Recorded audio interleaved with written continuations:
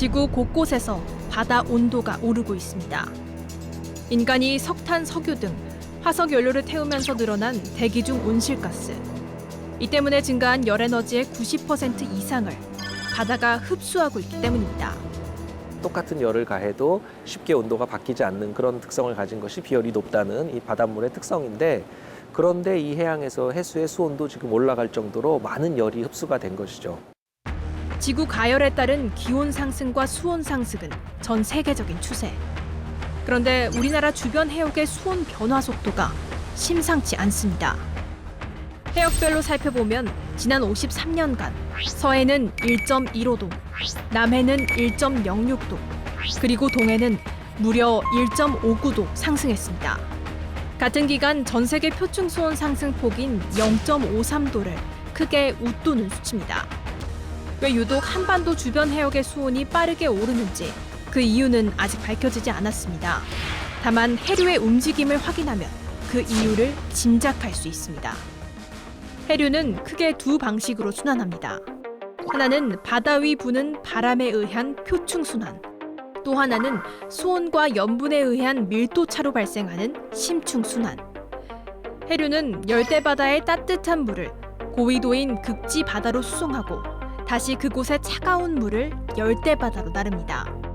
바닷물은 따뜻한 물을 옮기며 대기를 데우기도 하고 반대로 차가운 물을 옮기며 대기를 식히기도 합니다. 이렇게 기후 조절자 역할을 했던 바다의 순환에 문제가 생기면 우리나라 주변 해역의 수온이 높아질 수 있습니다. 특히 우리나라는 위치상으로 수온 상승의 영향을 쉽게 받을 수밖에 없습니다. 지구 열에너지는 대부분 저위도의 열대 해역으로 모이고 이 열은 해류의 순환에 따라 고위도인 극지 해역으로 옮겨집니다.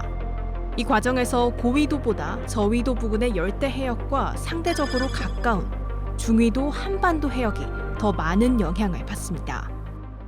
우리나라 주변의 그 태평양의 서안 경계류인 쿠로시오 해류와 그다음 마찬가지로 미국 동부에 있는 멕시코 만류의 라고 불리는 서안 경계류의 주변의 수온 상승이 훨씬 더 높게 나타나고 있거든요. 중위도 지방이 그게 굉장히 크게 나타난다고 볼 수 있는 거죠.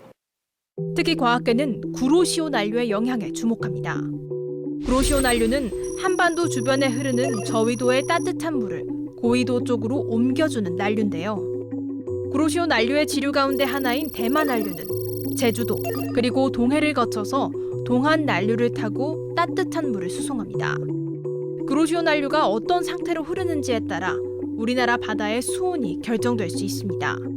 수온이 올라간 채로 수송이 되거나 아니면 그 수송되는 수송량이 수온이 일정해도 그 수송량 자체가 늘어나거나 할 때 우리나라 주변 해역의 수온이 올라갈 수가 있고요. 그렇다면 구로시오 난류의 수온은 왜 올랐을까요?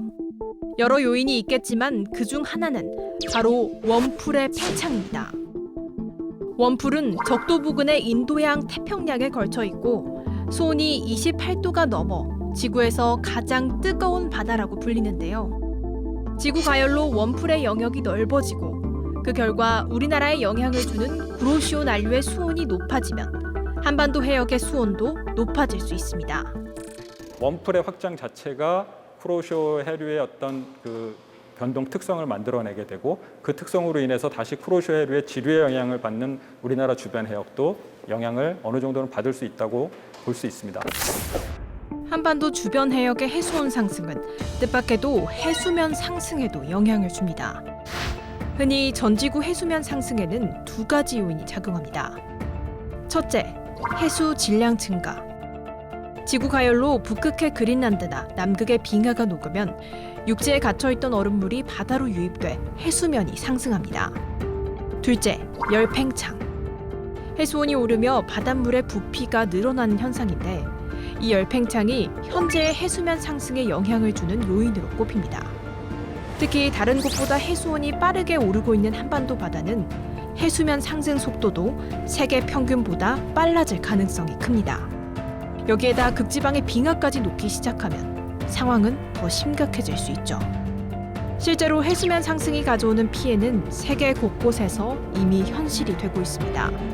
평균 해발 고도가 1m에서 2m로 낮은 투발루, 몰디브 같은 나라는 이미 땅의 일부가 잠기고 있습니다. 우리나라도 머지 않았습니다. 국립해양조사원의 연구 결과를 보면 현재 추세대로 온실가스가 배출될 때 우리나라 주변 해역의 해수면은 2100년까지 최대 73cm 오를 것으로 보입니다. 이렇게 되면 우리나라 부산 일대와 인천 등 해안 저지대는 물에 잠길 수 있고 인천국제공항과 부산 신항 같은 항만시설 등 주요 기관시설들은 침수 피해를 볼 수 있습니다. 서해안 같은 곳 혹은 남해안 같은 곳은 저지대에 특히나 이제 기간 시설이 굉장히 많이 몰려 있기 때문에 조그마한 해수면 상승으로도 기간 시설이 굉장히 큰 피해를 입을 수 있을 만한 우려가 지금 되고 있는 상황이고요. 환경단체 그린피스가 만든 자료를 보면 8년 후인 2030년만 돼도 우리 국토의 5% 이상이 잠기고 332만 명이 직접적인 침수 피해를 보는 것으로 나타났습니다. 실제 피해는 더 커질 수 있습니다. 해수면이 현재 전망보다 더 높아질 수 있기 때문입니다. 2100년만 되더라도 1.1m까지 전 지구 평균 해수면이 상승을 할 거다라고 예상을 하고 있는데 더 충격적인 사실이 뭐냐면은 이 같은 사실은 우리가 극지 쪽에 얼음이 얼마나 빨리 녹을지에 대해서 전혀 반영하지 않고 있는 지금 자료입니다. 남극이라든지 아니면 그린랜드에 엄청나게 많은 얼음이 있는데 이 얼음들이 급격하게 녹았을 때 우리가 2100년도에는 거의 전 지구 평균 해수면이 2m까지 상승을 할 수 있다라는 충격적인 보고까지 이미 나와 있는 상황이라서 지구가열은 이렇게 현실이 돼 하나씩 그 실체를 드러내고 있습니다.